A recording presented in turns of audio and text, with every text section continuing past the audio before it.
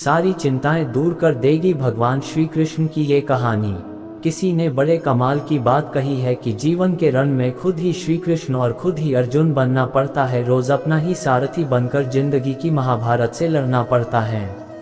आपको जो कहानी सुनाने जा रहा हूँ ये काफ़ी कुछ सिखाएगी। कहानी शुरू होती है एक बिजनेसमैन से जो अपने बिजनेस को लेकर काफ़ी चिंता किया करते थे कि क्या होगा आने वाले कल में, कैसे काम आगे बढ़ेगा। उनका एक लड़का था, वो लड़का काफ़ी बार कहता था कि पापा मुझे मौका दो, मुझे भी बिजनेस करना आ गया है, मुझे भी एक बार संभालने दो।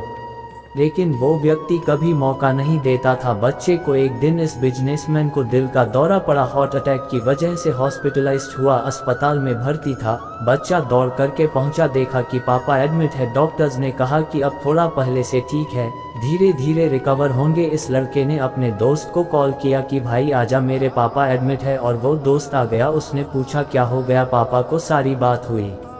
उसके बाद ये जो बिजनेसमैन का लड़का था उसने बोला चलना बाहर चल के आते हैं, बहुत देर हो गई। इधर अस्पताल से बाहर निकले तो एक आइसक्रीम वाला दिखाई दिया। बिजनेसमैन के लड़के ने कहा कि भाई आज आइसक्रीम खाते हैं। वो लड़का चौंक गया। जो दोस्त था कि यार क्या पागलपन है, पता ना क्या चल रहा है, पापा अंदर भर्ती हैं, यह बाहर आइसक्रीम खरीदी के खा रहा है।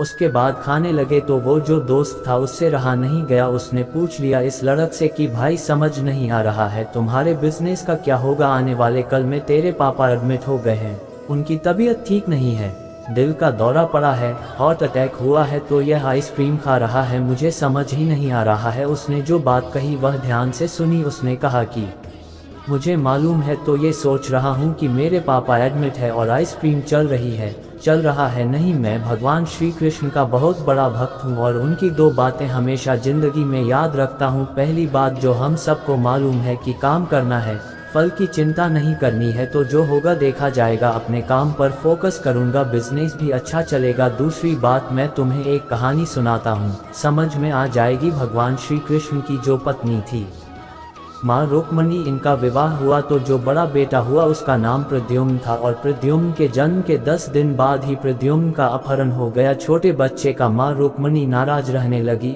उदास रहने लगी, क्या हो गया है। भगवान श्री कृष्ण कहते थे कि चिंता मत करो, प्रद्युम्न ठीक होगा, जहाँ भी होगा तुम स्वस्थ रहा करो, मस्त रहा करो। लेकिन इसी चिंता में रुक्मणी जी के साल बीतते गए। 18 साल के बाद में प्रद्युम्न की वापसी हुई और जब प्रद्युम्न द्वारका वापस आए तो उनके साथ में उनकी पत्नी मायावती थी। समस्या ये थी कि जो मायावती थी उसकी उम्र 20 साल ज्यादा थी प्रद्युम्न से। माँ रुक्मणी पहले तो खुश होंगे बच्चा आ गया, फिर दुखी हुई कि इतनी बड़ी लड़की से शादी करके आ गया। भगवान श्री कृष्ण के पास गए और कहने लगी कि क्या हो गया है। भगवान श्री कृष्ण ने कहा कि जो हो गया है उसको स्वीकार कर लो, चिंता मत करो। लेकिन माँ रुक्मणी कह रही थी बड़ी लड़की से शादी कर ली, यही मिली थी, ये वो पता नहीं, बहुत सारी बात है, उस स्वीकार नहीं कर पा रही थी, उदास हुए जा रही थी, दुख हुए जा रही थी। 1 साल 2 साल समय बीत रहा था, लेकिन अंदर ही अंदर वो बात उनको कचोटती रही। 8 साल के बाद में रुक्मणी जी ने स्वीकार कर लिया कि प्रद्युम्न ने जो शादी करी वह ठीक है, ज्यादा चिंता करने की जरूरत नहीं है। उस शादी को उन्होंने स्वीकार कर लिया। एक तरीके से अपनी जिंदगी के 26 साल उन्होंने उदासी में बिता दिया। यह कहानी खत्म करती है। लड़का बोला कि भाई मैंने भी जिंदगी में स्वीकार करना सीख लिया है, क्योंकि भगवान श्री कृष्ण कहते हैं कि जो हो रहा है उसको स्वीकार कर लो,